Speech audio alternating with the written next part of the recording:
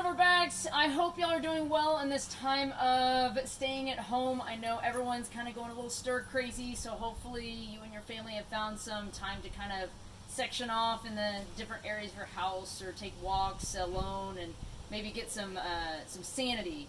So today I'm going to kind of go over some stuff that you can be doing at home to help your weightlifting or help your Olympic movements and just movement in general.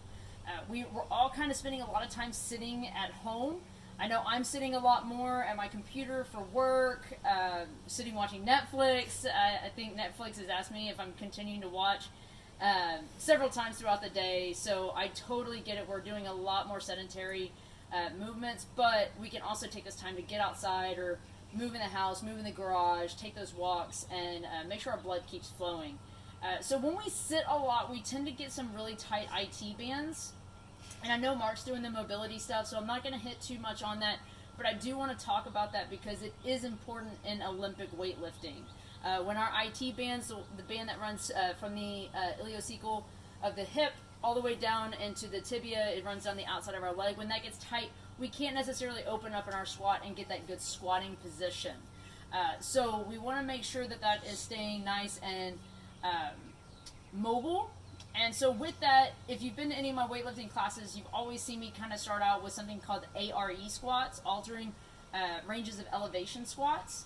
And with that, what that does is it starts kind of warming our body up to squats, but also starts warming up our hips, our knees, our ankles, and you're probably going to hear my dogs bark during this, so I apologize. I have 3 hounds. They talk. So with that, we're going to do some altering ranges of elevation. You can use anything in your house. I have mats out on my back porch. You can use any change, the back porch where it changes in elevation. You can get a book and put it underneath your heels. Whatever you need to use just to get a little bit, maybe an inch or 2 of elevation in your heels and toes as we go through this. It will really kind of open up your ability to squat. So with that, we are going to start with 5 squats with our heels elevated. So you just want that nice solid contact in the heel. And just to get it a little bit off the ground, this is the easiest squatting position. It alleviates the pressure on the hamstring and the Achilles, allows your hips to drop down into a good solid squat. When we squat, we want to make sure that our toes are dug into the ground. We don't want our toes flaring up. We don't want our weight in our heels. Because even then, just standing up, I fall backwards. We want our foot nice and solid on the ground, and we want our weight here in the arch of the foot. So as we squat down in this position, we're going to pause in the bottom for 3 seconds. We're going to come down here, make sure our toes are nice in contact, driving our knees out over our toes. Pause for 3 seconds. If you need to, some of us masters athletes, we're a little bit tighter in our ankles. You can lean over, especially in the first one, and start stretching those ankles a little bit. Get that good feeling here, driving the knees out, and then come back up. So again, we're going to do 5 reps here. Sitting in the bottom, feeling that good stretch, feeling those toes nice and in contact with the ground, and back up. You're probably going to feel like this is an easier squat than you've ever done. This elevation actually does exactly what Olympic weightlifting shoes does, or do. It elevates the heels so that we can get in a better squatting position with our hips and our ass to grass, right? So we're going to do 5 reps there. I know, I can't count. That was only 4. It's okay, guys. And then we're going to do 5 with no elevation, okay? Again, trying to keep the chest nice and upright. We don't want to squat down to the ground like that. We want to keep our chest nice and upright, our glutes and our hamstrings nice and engaged, toes dug into the ground. Squat down. If your heel raises up or you get a little off balance, that's fine. You're still a little tight for the morning. That's okay. So we want to come down here, pause. If your heel lifts off the ground in this, don't be concerned. It's just mobility. There may be some mobility issues in the hips or the ankles, and that takes years to work out. Okay, so don't worry about it. We're going to do 5 reps here, getting a nice deep squat. Trying to keep that toe nice and in contact with the ground, right? So once we get our 5 reps here, then we're going to turn. We're going to do the hardest squatting position, guys. We're going to elevate our toes.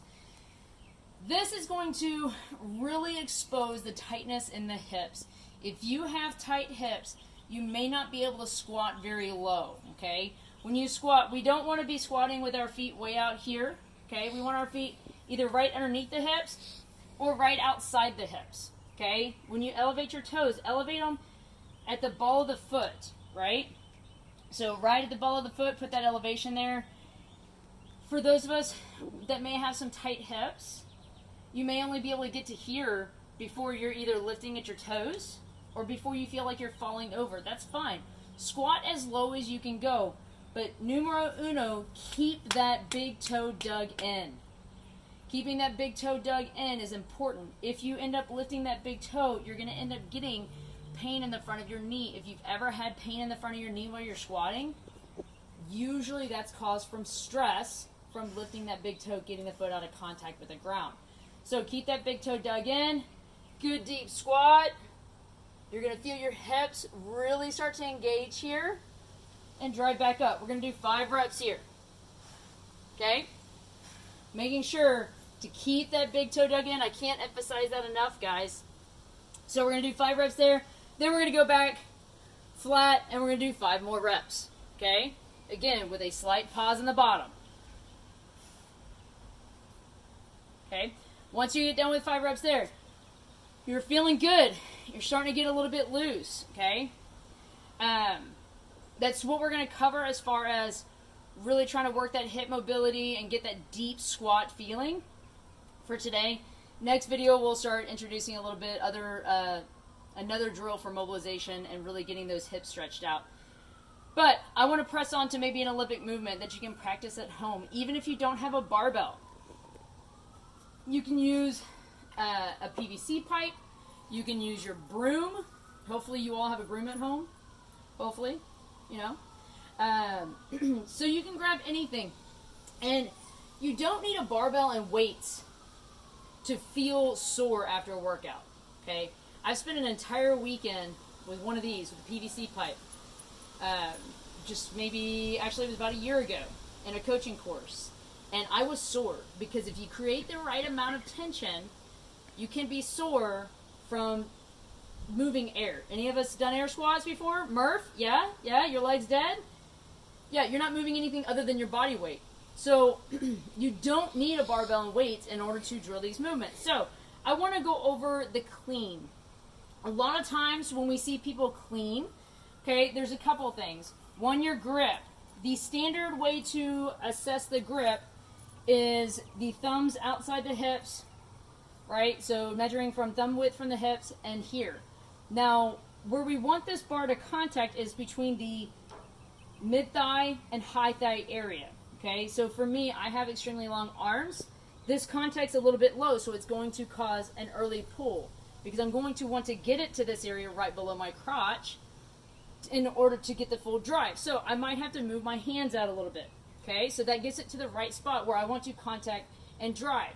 Now, one of the common faults that I see in CrossFit is the bang, okay?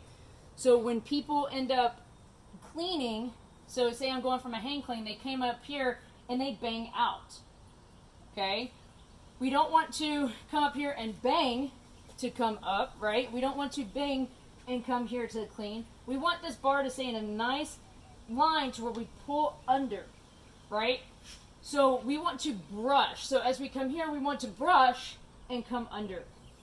So in order to get that, we have to maintain contact with the body, driving back with the lats, okay? So in order to drill that today, we're going to do a clean contact drill, okay? We're going to go ahead, and as we come down the hips, I'm pushing this bar against me, okay, with engaging my lats. My elbows are facing out. My shoulders are pinned down, and I'm just rotating my elbows to where they're facing out. As I have this, I'm going to come down and I'm going to release that tension. When I release that tension, my arms kind of fall out, right? They're not touching my body anymore. I'm going to get that tension back, and I'm going to drive up into the pull, driving my shoulders up to my ears and driving on the balls of my feet, nice and balanced. I'm going to come back down. I'm going to come here, release the tension, get the tension back, drive up, pull my shoulders up to my ears. Ooh, see, nice and balanced. And see, when I get forward on my toes, I start falling forward. I want to say a nice controlled pull right through the balls of the feet. So again, come down here. Notice how I'm doing this very slow, getting my tension back, driving through, coming down. Now, as you start feeling like you're getting the hang of it, you can speed it up. And we want to keep that nice and close to the body, right? Release the tension. So nice and loose, get it back, drive through. So you can do this. Trust me, your calves will be sore after this. But you're going to start feeling that movement of coming in here. So then you can also drop down to the hang. Nice and loose, get it back, drive up, and feel that tension. Again, a little bit faster. And then at something that's full speed, right? So you want to be able to do a couple things. Feel that drive through. And when you drive through the extension, you don't want to do this, right? If we're doing that, we're losing tension in our lats. We want to be able to maintain that tension all the way through. And keep that bar nice and in contact, because ultimately I'm going to drive through here, pull myself under, and come into either a power position or a clean. So, keys to this. Take it slow. Slower the better. In the Army, we always say, slow is smooth, smooth is fast. If you take it slow, you will start feeling that tension, and that pattern will start getting programmed, and you can do it at faster and faster speeds. Slow. Tension. Maintain tension. Okay? In the lats, driving back. As you drive through the extension, you're driving the hips in, and you're going straight up. Okay? We're not doing the Michael Jackson. We're not coming here and woohoo! That's what I like to call the Michael Jackson, right? Pushing my hips and driving my head back and getting this arch. That's going to lose tension here, and you're going to look like Michael Jackson. Woohoo! Okay? We want to keep everything nice and engaged, nice and tense all the way through. Driving through here. Okay? Slow, tension, and ultimately under control. You want that controlled extension to where you can maintain that balance on the ball of your foot for as long as needed. Not falling forward, not falling backward.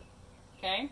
So then we're going to carry that into dumbbells. So a lot of us have dumbbells at home that we're working out with in our CrossFit workouts. This carries through into the dumbbell movement. Okay? In the dumbbell movement in the hang clean, you're going to start in the hang position, right? So I'm going to pick them up. I'm going to go to the deadlift. Now I have these babies hanging next to me. So I'm going to push my hips back, and I'm going to go into good hang position. Flat back, right?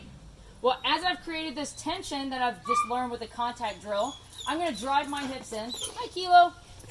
I'm going to drive my hips in, and I'm going to drive these straight up, right? So that way they're not slinging out. Woo!